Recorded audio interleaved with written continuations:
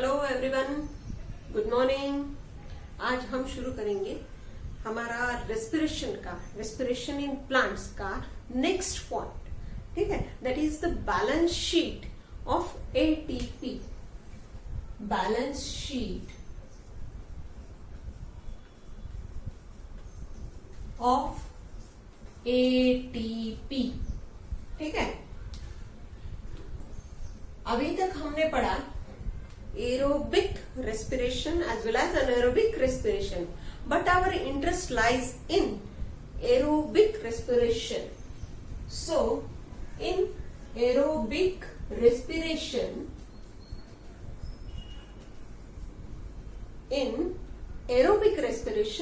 what we studied glycolysis.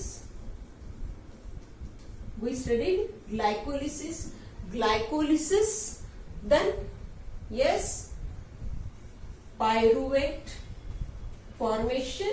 Pyruvate oxidation results in formation of acetyl coenzyme A. Then this acetyl coenzyme A enters in Krebs cycle.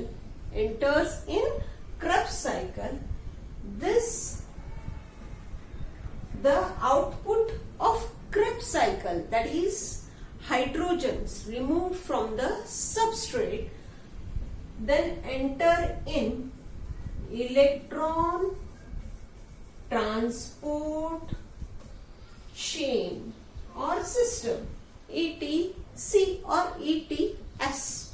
Okay, now we are going to study what is the output of all these processes that are taking place in a cell.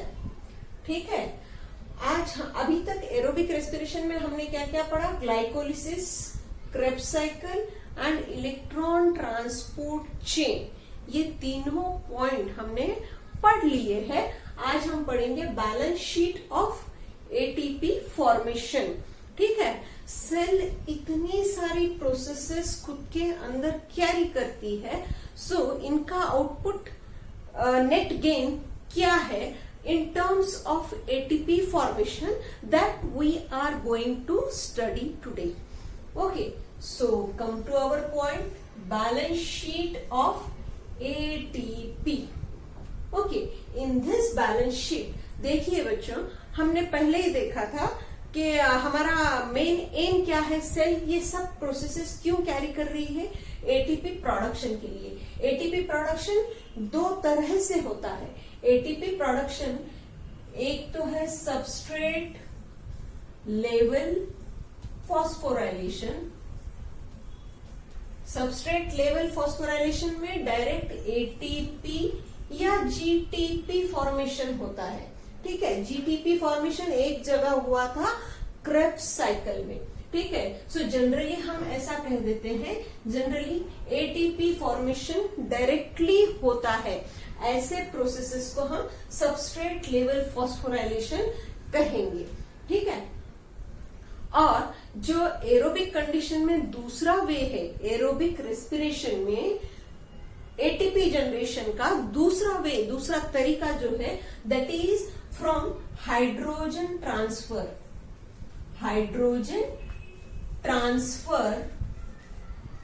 in electron transport chain।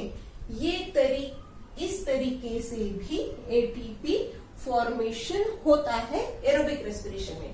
ठीक है, in presence of oxygen there are two ways for ATP formation. substrate level ATP formation, substrate level उसे हम substrate level phosphorylation कहेंगे, and second is ATP formation by transfer of hydrogen in electron transport chain. So there are two ways. In presence of oxygen there are two ways for ATP formation. ठीक है, substrate level phosphorylation किसे कहेंगे? Directly substrate से ATP generation होता है, वो substrate level formation. ऐसे reaction जहां डायरेक्टली एटीपी फॉर्म हो रहा है, ऐसे रिएक्शन। और दूसरा तरीका जो है, हाइड्रोजन हर सबस्ट्रेट से हम क्या कर रहे हैं, हाइड्रोजन निकाल रहे हैं। ये हमने पढ़ा है, हाइड्रोजन निकाला जाता है सबस्ट्रेट से। क्यों हाइड्रोजन निकाला जाता है, किस फॉर्म में निकाला जाता है, ये आपको सब कुछ पता है। हमने हमारे प्रीवियस वीडियो में यह पढ़ा है। सो इन हाइड्रोजन्स को आगे ट्रांसफर किया जाता है इलेक्ट्रॉन ट्रांसपोर्ट चेन में, राइट। और वहां पर उन हाइड्रोजन्स का यूज कर एटीपी फॉर्मेशन किया जाता है। ठीक है। सो हम अब पढ़ेंगे ग्लाइकोलिसिस में। ग्लाइकोलिसिस में सबस्ट्रेट लेवल फॉस्फोराइलेशन से कितने एटीपीज जनरेट हुए और हाइड्रोजन ट्रांसफर इन ईटीसी से कितने एटीपीज जनरेट हुए, ये हम पढ़ेंगे। Then same two things we will study for Krebs cycle also. Okay, so come to our point, that is first हम देखेंगे ग्लाइकोलिसिस। ग्लाइकोलिसिस से कितने एटीपी जनरेट हो रहे हैं, that we will study. So put, आप नोट कर रहे हैं ग्लाइकोलिसिस, ठीक है। सो बैलेंस शीट में हम यह पढ़ने जा रहे हैं, balance sheet of ATP. Glucose का कंप्लीट ऑक्सीडेशन जब कार्बन डाइऑक्साइड और वाटर में होता है तो कितने एटीपीज जनरेट होते हैं, यह हम बैलेंस शीट ऑफ एटीपी में पढ़ रहे हैं। उसके अंदर फर्स्ट पॉइंट हमने लिया ग्लाइकोलिसिस, ठीक है। सो ग्लाइकोलिसिस में सबस्ट्रेट लेवल फॉस्फोराइलेशन से कितने एटीपीज जनरेट हो रहे हैं, इज सबस्ट्रेट लेवल फॉस्फोराइलेशन से कितने एटीपीज जनरेट हो रहे हैं। First step, yes, first step where the ATP generation takes place, that is from glyceraldehyde 1,3-bisphosphoglycerate to 3-phosphoglycerate। First step कौन सी है, 1,3-bisphosphoglycerate। ATP generation from 1,3-bisphosphoglycerate to 3-phosphoglycerate, ठीक है। यह वाली जो स्टेप है ग्लाइकोलिसिस के अंडर, जो ये स्टेप है 1,3-bisphosphoglycerate to 3-phosphoglycerate, during this conversion ATP production takes place, ATP form होता है। अब ATP जो फॉर्म हुआ वो कितने ATPs फॉर्म होते हैं 1,3-bisphosphoglycerate के, two molecules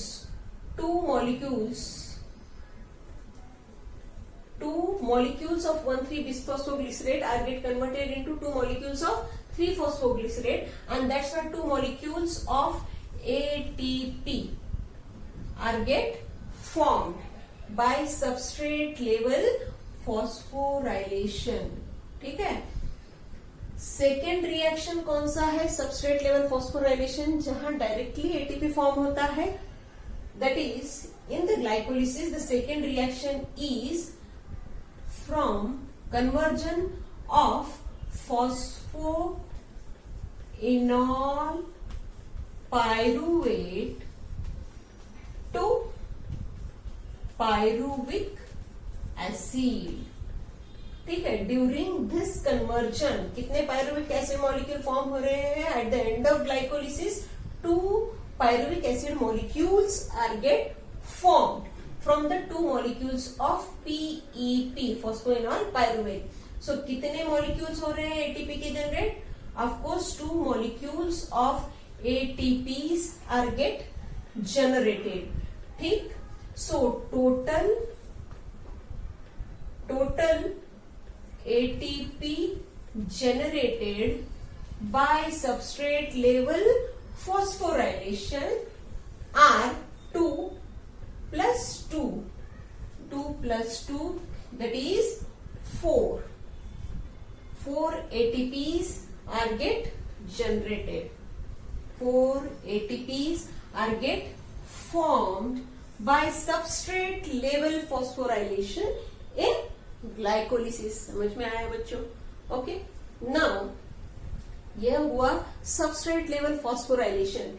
ठीक, अब ग्लाइकोलिसिस में हाइड्रोजन ट्रांसफर, दूसरा वे कौन सा है? Hydrogen transfer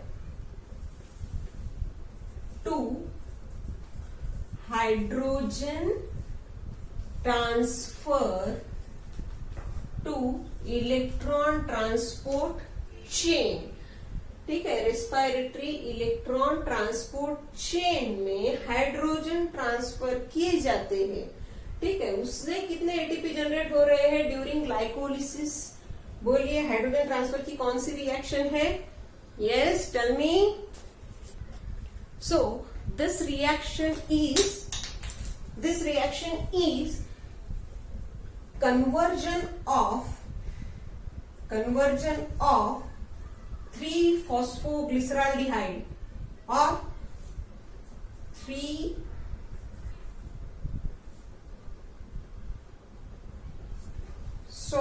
this reaction is conversion of PGAL 3-phosphoglyceraldehyde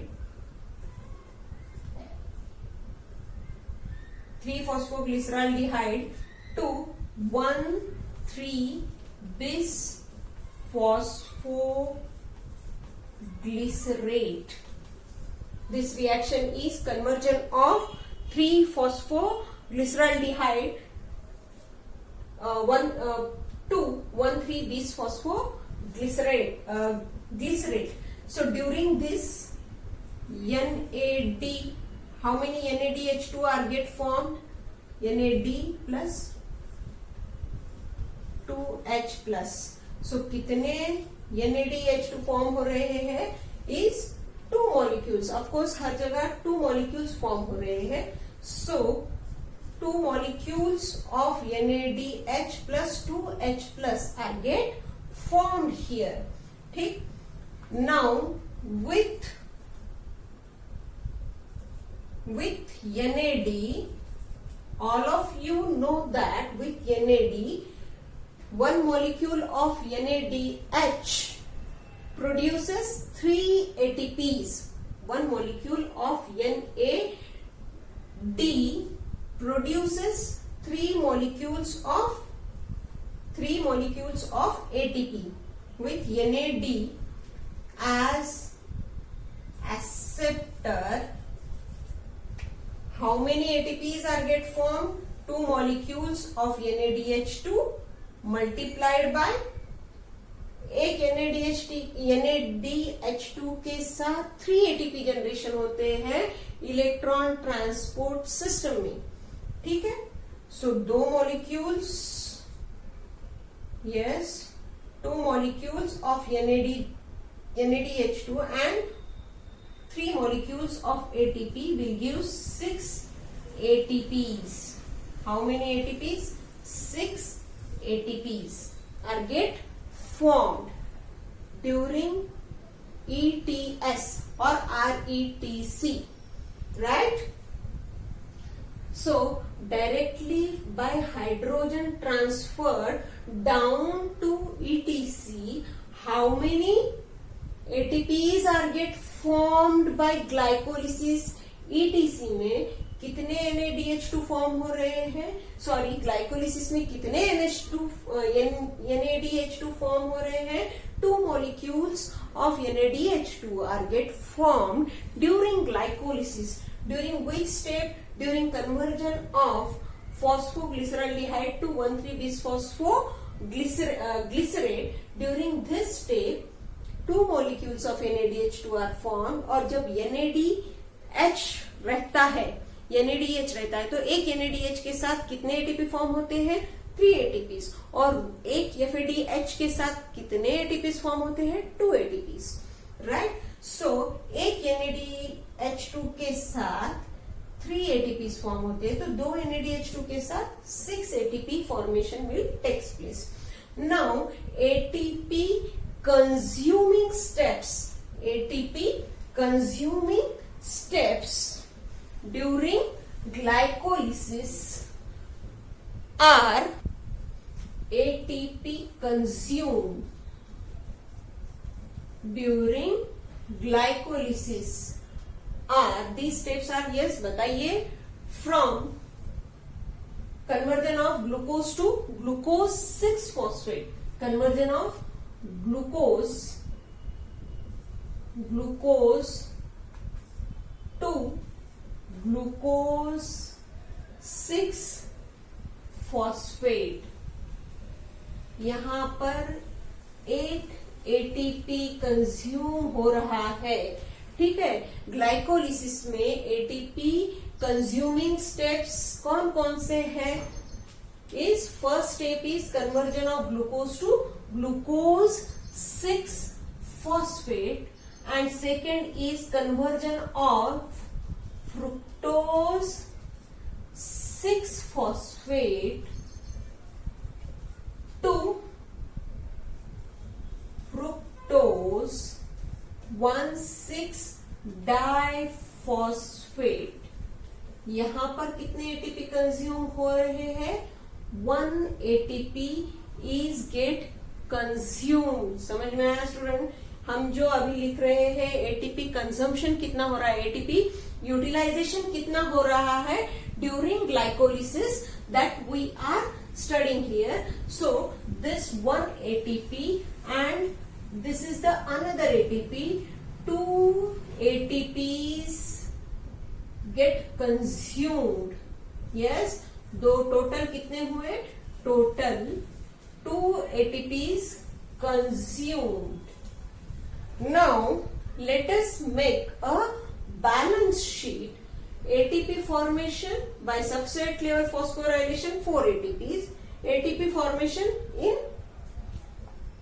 4 ATPs. ये लिखा. ATP formation by hydrogen transfer 6 ATPs. Total कितने हुए? 10 ATPs. और ATP कंज्यूम कितने हो रहे हैं उतने माइनस कर देंगे. That is, answer is 8 ATP. So, net gain of ATP by glycolysis. Net gain of ATP by glycolysis is 8 ATPs. Right? Getting the point? Getting the point? Clear? देखिए बच्चों, glycolysis में हम पढ़ रहे हैं balance sheet of ATP. So glucose जब completely oxidize होता है, carbon dioxide and water molecule and energy is form during aerobic respiration. ठीक है, that we are going to study in this balance sheet of ATP. कितने ATP generate हो रहे हैं. ठीक है, सो इस बैलेंस शीट में हम पहले क्या देखेंगे? सबस्ट्रेट लेवल फॉस्फोराइलेशन से कितने एटीपी फॉर्म हो रहे हैं, फिर हाइड्रोजन ट्रांसफर से कितने एटीपी फॉर्म हो रहे हैं, और उसके बाद में एटीपी कितने कंज्यूम हो रहे हैं. पहले एटीपी फॉर्मेशन कितना हुआ और देन एटीपी कंजम्पशन कितना हुआ. सो फॉर्मेशन में से कंजम्पशन माइनस कर देंगे and we will get the net gain of ATP. ठीक है, so formation substrate level phosphorylation से 4 एटीपीज जनरेट हुए, हाइड्रोजन ट्रांसफर से 6 एटीपीज जनरेट हुए, टोटल 10 एटीपीज.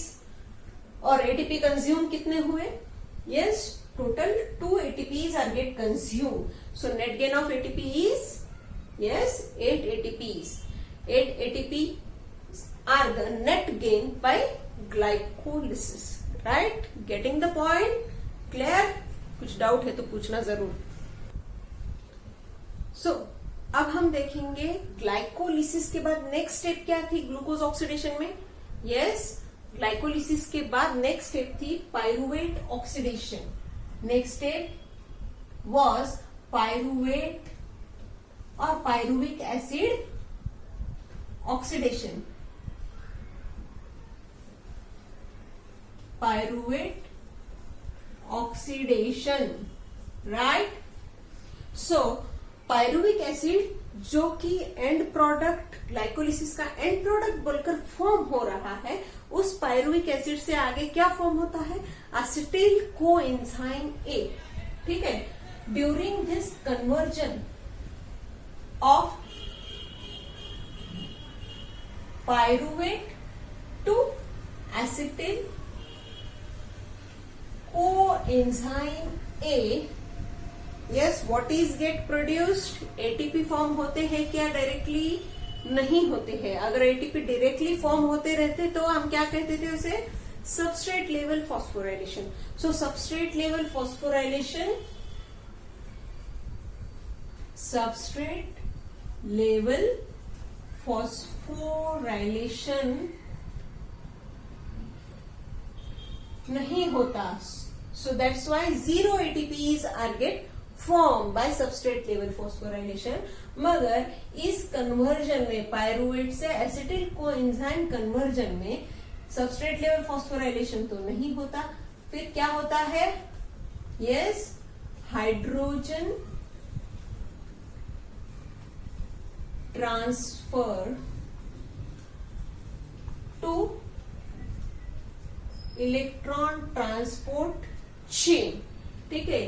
कितने NADH2 फॉर्म होते हैं during conversion of pyruvate to acetyl coenzyme में, of course 2 molecules of pyruvate are get formed at the end of glycolysis।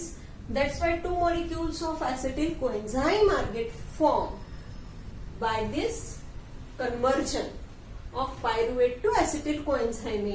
So yes, 2 molecules of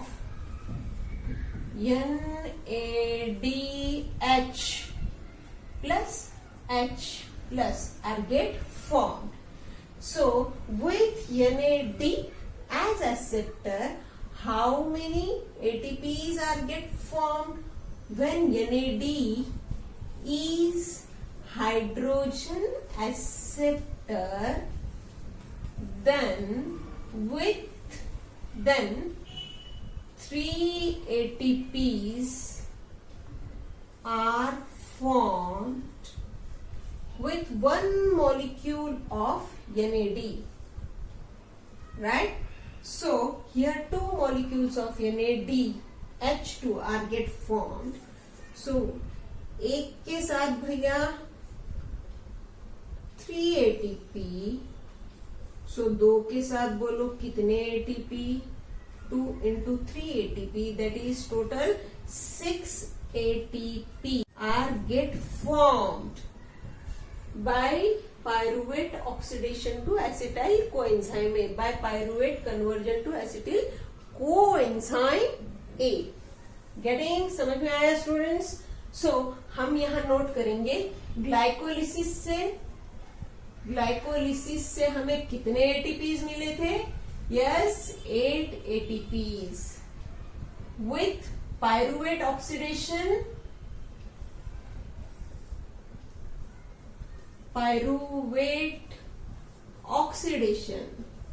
से कितने ATPs मिले, 6 ATPs are get formed, right? The next step is Krebs cycle।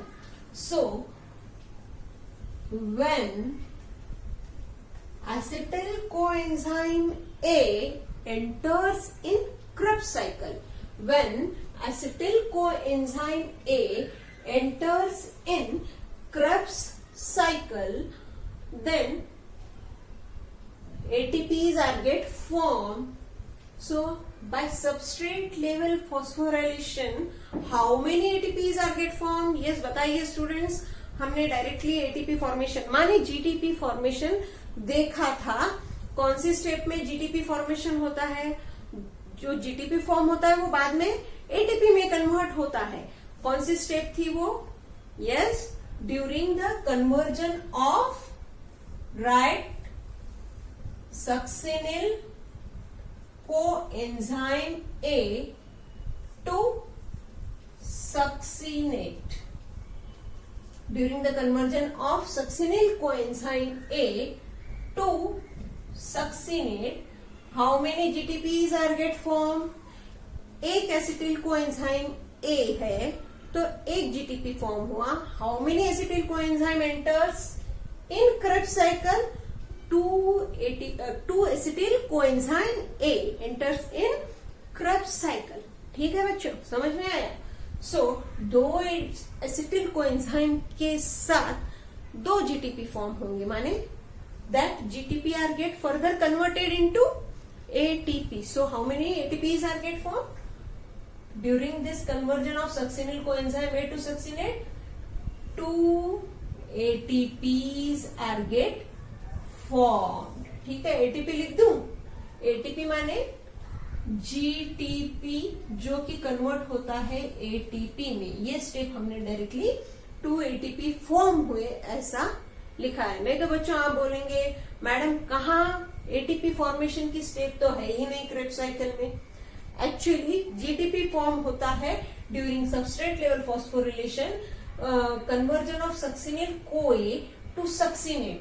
During this conversion what happen? Yes, 1 GTP is get formed और दो acetyl coenzyme molecule के साथ दो succinyl coenzyme form होंगे और दो succinyl coenzyme get converted into 2 succinate molecules or succinic acid molecules. 2 GTPs are get formed which are then converted into 2 ATPs. Right? So substrate level phosphorylation का ये एक ही reaction है Krebs साइकिल में, TCA cycle में या फिर citric acid cycle में. Yes. Now let us move for hydrogen for the hydrogen transfer to ETC. So, how many hydrogens are get transferred by Krebs cycle in the electron transport system for ATP formation? Krebs cycle कितने hydrogen transfer करता है, कितने hydrogen substrate से निकालकर electron transport system के अंदर भेजता है ताकि एनर्जी फॉर्मेशन हो सके, एटीपी फॉर्मेशन हो सके, ये हम देखेंगे. सो बताइए कौन कौन से रिएक्शंस है. Yes students, so the first reaction for hydrogen transfer, जहां हाइड्रोजन ट्रांसफर होता है NADH2 फॉर्म होता है, वो पहली रिएक्शन है Krebs साइकिल में during conversion of isocitrate. Isocitrate का कन्वर्जन किसमें होता है? Yes, to oxalo succinate. During conversion of isocitrate to oxalosuccinate. ठीक है. So हर जगह 2 मॉलिक्यूल्स है. लिखते वक्त हमने एक ही रिएक्शन लिखी थी. So 2 मॉलिक्यूल, एक ही NADH2 फॉर्म हुआ था, ऐसे हमें लगा था. But how many NADH2 are get form? 2 NADH plus 2H plus 2 NADH2 molecules are get formed. एक NADH2 के साथ कितने ATPs हुए? 3 ATPs. So 2 NADH2 molecules के साथ 6 ATPs, right, are get formed. Second reaction of hydrogen transfer.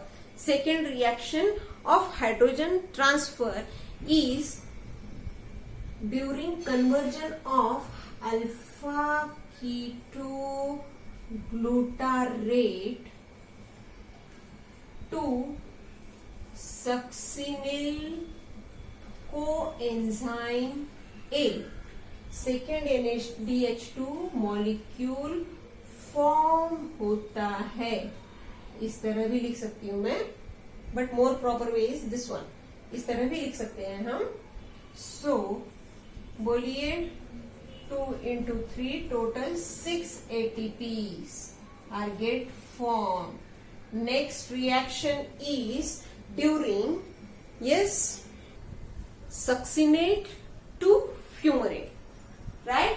During conversion of succinate to fumarate.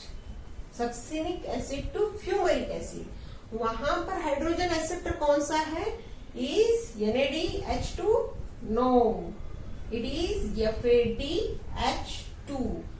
सो आपको पता है FADH2 के साथ कितने ATPs प्रोड्यूस होते हैं? 2 ATPs are get formed. And how many molecules of FADH2 are there? 2 molecules of FADH2 are there. So in this state 4 ATPs are get produced, right? एक NADH2 के साथ 3 ATP, एक FADH2 के साथ 2 ATPs. And the last state where hydrogen is removed from the substrate is during the conversion of malate to oxaloacetate. In this conversion कितने NADH2 form हो रहे हैं? एक 2 molecules of NADH2, एक मॉलिक्यूल के साथ 3 ATP, इसलिए 6 ATPs are get formed. जब इलेक्ट्रॉन ये जो हाइड्रोजन है ये जब ट्रांसफर होते हैं इलेक्ट्रॉन ट्रांसपोर्ट सिस्टम में, तो इनसे एटीपी जनरेट होते हैं।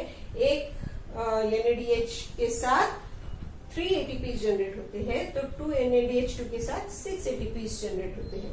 सो इस तरह से क्रेब्स साइकिल में सबस्ट्रेट लेवल फॉस्फोराइलेशन से 2 ATPs एंड हाइड्रोजन ट्रांसफर से these much ATPs are get formed. Hydrogen transfer से कितने ATPs फॉर्म हो रहे हैं? यस, टोटल कीजिए।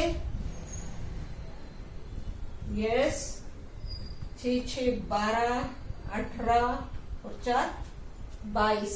So total ATPs formed by hydrogen transfer to electron transport system are 22 ATPs. Right? 22 ATPs are get formed. ये 22 ATPs और substrate level के आए हुए 2 ATPs. So net gain. अब इनमें क्रेब्स साइकिल में एटीपी कंजम्पशन नहीं है। जैसे ग्लाइकोलिसिस में एटीपी कंजम्पशन था, वैसे क्रेब्स साइकिल में एटीपीज आर नॉट कंज्यूम्ड। ठीक है, ATPs are not consumed, so that's why net gain of ATP in Krebs cycle are 24 ATPs. Yes, how many ATPs? 24 ATPs. हम यहां लिख लेते हैं क्रेब्स साइकिल से कितने ATPs जनरेट हुए? 24 ATPs जनरेट हुए। ठीक है, अब इसके आगे बस खत्म। ठीक, सो इनका एडिशन कर लो भाई। ग्लाइकोलिसिस के 8, पायरुवेट ऑक्सीडेशन से 6, 14 ATPs, 14 प्लस 24 कितने होते हैं? Are total ATPs in aerobic respiration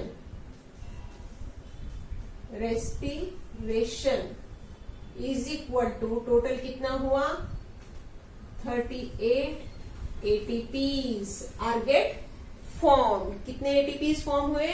Yes students, total 38 ATPs are get formed by aerobic respiration.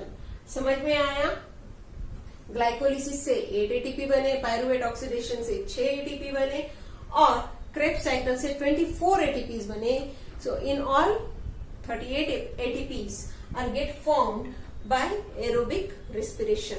जो भी सेल ऑक्सीजन के प्रेजेंस में रेस्पिरेशन करती है, इनमें कितने ATPs फॉर्म होते हैं? 38 ATPs फॉर्म होते हैं. Right? Okay. So with this point is over. ठीक, कुछ समझ में नहीं आया तो जरूर पूछिए. Let us start the next point, respiratory quotient. Respiratory quotient, ठीक है. So today we are going to study this respiratory quotient. In this respiration, what is respiratory quotient? Respiratory quotient क्या होता है बच्चों, देखिए, ठीक है. The molecules of carbon dioxide, number of molecules of carbon dioxide liberated in comparison with number of molecules of oxygen consumed. This ratio is called as respiratory quotient. So take down the definition of respiratory quotient. It is the ratio of volume of carbon dioxide liberated during respiration. आप लिख रहे हैं students, yes, during respiration, during aerobic respiration.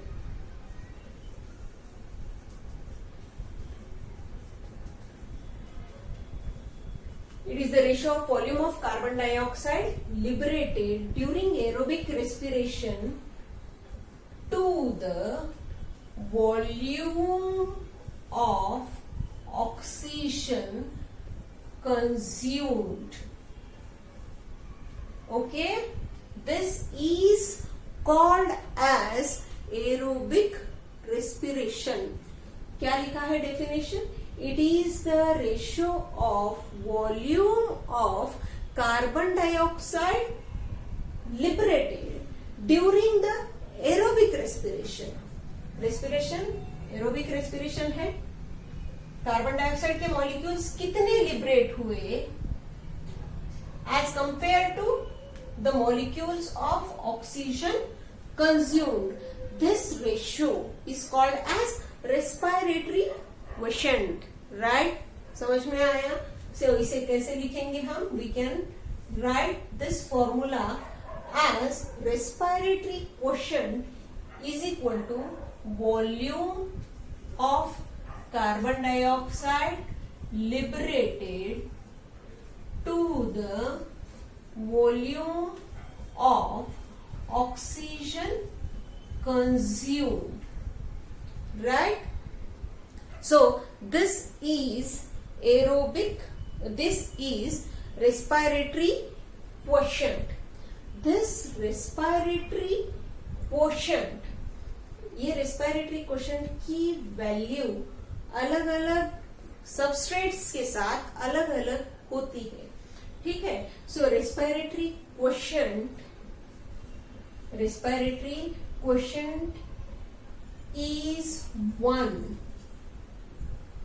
One को हम unity भी कह सकते हैं. रेस्पिरेटरी क्वोशिएंट इज 1 और यूनिटी.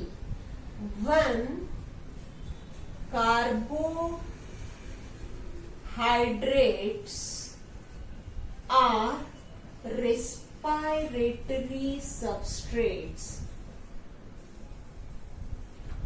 हमने हमारे पिछले वीडियोस में पढ़ा है what is mean by respiratory substrate. ऐसा सब्सटेंस माने सबस्ट्रेट जो कि रेस्पिरेशन होते वक्त कंज्यूम होता है is called as respiratory substrate. ठीक है. सो ग्लूकोज मेटाबॉलिज्म हम जब देखते हैं तो उसमें ग्लूकोज इज द सबस्ट्रेट. जब अभी तक हमने जो रेस्पिरेशन पढ़ा उसमें glucose means carbohydrate was the respiratory substrate. और जब glucose was the respiratory substrate या carbohydrate was the respiratory substrate, in that case respiratory value of respiratory quotient is 1. RQ respiratory quotient is equal to 1. Glucose oxidation का या carbohydrate metabolism का formula क्या था बताइए. Yes, C6H12O6. plus 6 oxygen molecules results in formation of 6 CO2 plus 6 H2O plus 38 ATPs, right? So हमारा respiratory question का formula क्या है?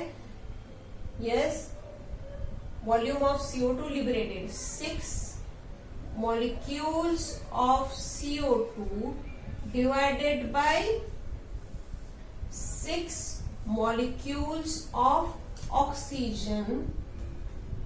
So respiratory quotient becomes 1. So respiratory value of respiratory quotient is 1 or unity when carbohydrates are the respiratory substrate. ठीक है. Next we are, आपने ये सब note कर लिया है, ठीक है. Next point, respiratory quotient becomes less than 1, becomes less than 1 during aerobic respiration. Respiratory quotient is less than 1 when during aerobic respiration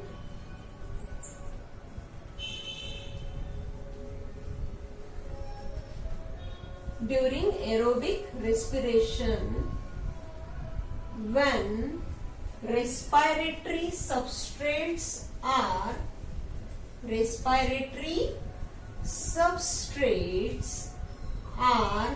fats and proteins. ठीक है.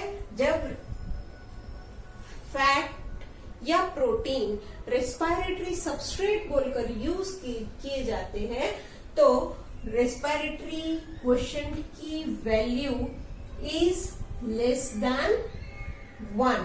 With fat respiratory value of respiratory quotient is 0.7, while with proteins value of respiratory quotient ranges from 0.7 to 0.9. Okay, so example for this is respiratory quotient की value 1 से less होती है, less than 1.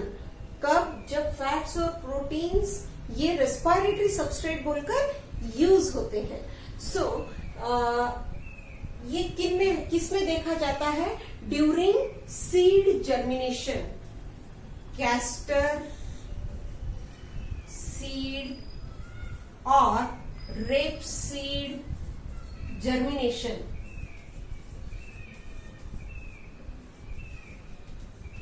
Example, during castor seed germination or rape seed germination, where stored fat is used as respiratory substrate, and in that case the respiratory quotient becomes less than 1.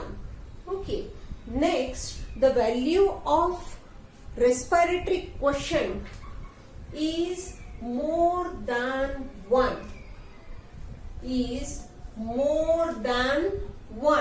during aerobic respiration when respiratory substrates are organic acids.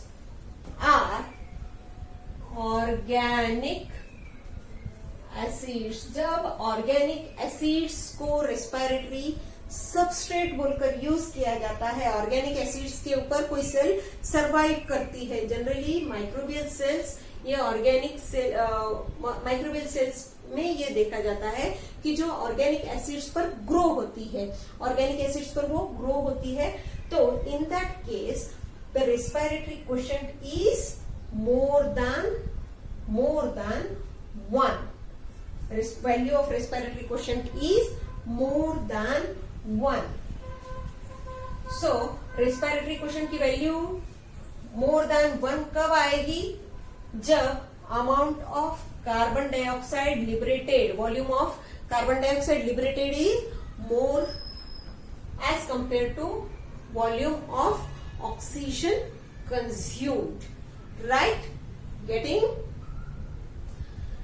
Carbon dioxide जो liberate हो रहा है, इस case में respiratory question की value more than 1 कब रहेगी? जब carbon dioxide liberated is more as compare to oxygen. Oxygen क्या रहेगा? कम, ऑक्सीजन का कंजम्पशन कम रहेगा. उस कंपैरिजन में कार्बन डाइऑक्साइड ज्यादा लिबरेट होगा. ठीक है, ऊपर की वैल्यू ज्यादा रहेगी, नीचे की कम रहेगी, तो रेशियो क्या आएगा?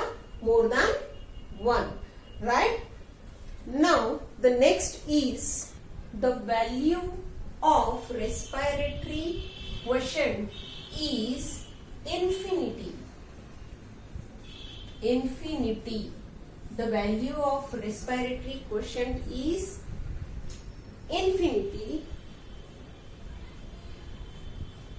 during anaerobic respiration. During anaerobic respiration. During anaerobic respiration. ठीक है, जब अनएरोबिक रेस्पिरेशन होता है तो रेस्पिरेटरी क्वोशिएंट की वैल्यू इंफिनिटी आएगी. ठीक है, सो कब आएगी इंफिनिटी इसकी value? Why the value becomes infinity? Where due to anaerobic respiration oxygen is not consumed. Why? The carbon dioxide can be during anaerobic respiration, where carbon dioxide is evolved, but oxygen is not consumed. Then respiratory value of respiratory quotient becomes infinity. ठीक है, during anaerobic respiration. ये याद रखना है बच्चों. ठीक है, आपको एमसीक्यूज में ये पूछा जाएगा रेस्पिरेटरी क्वेश्चन की वैल्यू इंफिनिटी कब है, इक्वल टू 1 कब है, फैट्स के साथ क्या रहेगी, प्रोटीन्स के साथ क्या रहेगी, तो ये आपको याद रखना है.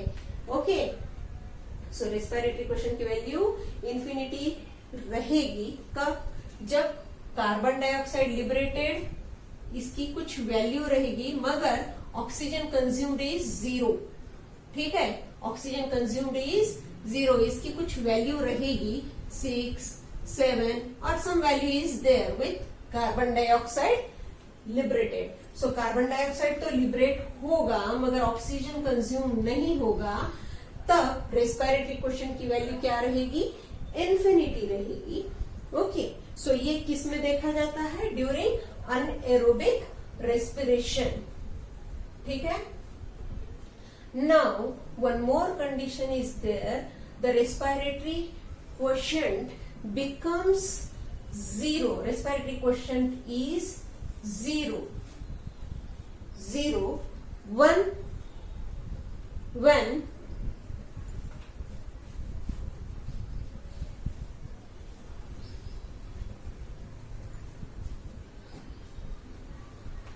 when oxygen is consumed but carbon dioxide is not liberated.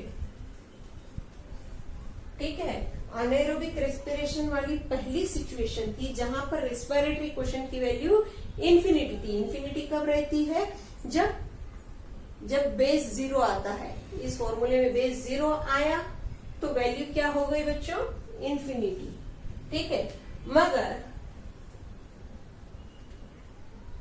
अगर कार्बन डाइऑक्साइड ऊपर डिनोमिनेटर 0 आया और ऑक्सीजन कंज्यूम की कुछ वैल्यू होगी, suppose x, then in that case the respiratory quotient becomes 0. Respiratory quotient becomes 0, right? So क्यों होगा ऐसे? कार्बन डाइऑक्साइड लिबरेट नहीं होता है मगर ऑक्सीजन कंज्यूम होता है। ये सिचुएशन किसमें देखी गई है? Example for this is succulent. इन सकलेंट्स में during respiration what happens? They consume oxygen, but whatever the carbon dioxide that is get formed during this respiration, they store back in the cells for the process of photosynthesis। ठीक है, इसलिए carbon dioxide evolve नहीं होता मगर oxygen consume होता है। In this case the value of respiratory question becomes 0। Okay, with this chapter is over। With this chapter is over। If you have any doubt, you can ask me, and any comment you can put in the comment box। Till then, bye। नहीं, अरे bye नहीं, एक और point रहा है, एक ही बस last 2 minute का पॉइंट बचा है। That is importance of respiratory question. Respiratory question हमें क्यों पढ़ना है? ठीक है, बस एक लास्ट 2 मिनट का पॉइंट बचा है बच्चों। What is importance of respiratory question? ठीक है, सो इम्पोर्टेंस में हम ये पढ़ेंगे रेस्पिरेटरी क्वेश्चन हमें किस बारे में इंफॉर्मेशन देता है। यह respiration aerobic, whether respiration gives information, respiratory question gives us information about aerobic or anaerobic respiration। ठीक है बच्चों, रेस्पिरेशन एरोबिक है या अनएरोबिक है ये समझ में आएगा हमें। ठीक, now it also gives information about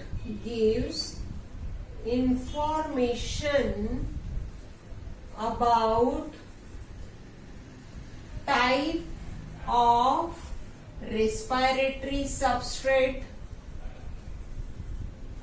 respiratory substrate ये प्रोटीन है, फैट है या कार्बोहाइड्रेट है, ये हमें पता चलता है रेस्पिरेटरी क्वेश्चन के वैल्यू से।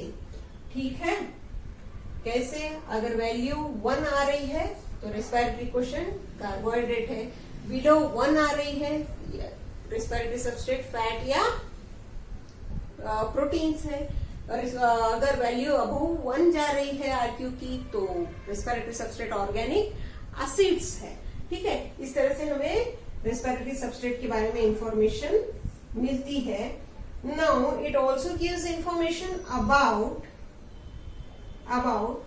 yes the cell is, it gives us information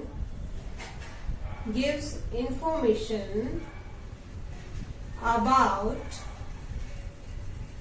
cell is normal or starving। अगर नॉर्मल सेल है तो carbohydrate is used as respiratory substrate, and if cell is starving, in that condition the respiratory substrate becomes protein or fat। ठीक है, fat और protein. ठीक, सो इसलिए respiratory question की value study करना जरूरी है। Okay, now this respiratory question is measured with the help of instrument respirometer। With the help of this instrument we can measure the value of respiratory quotient। ठीक है, rate of respiration as well as respiratory quotient both we can measure with the help of respirometer। Rate of respiration and respiratory quotient, both we can measure with the help of respirometer. So अब सही में finish हो गया है. Bye.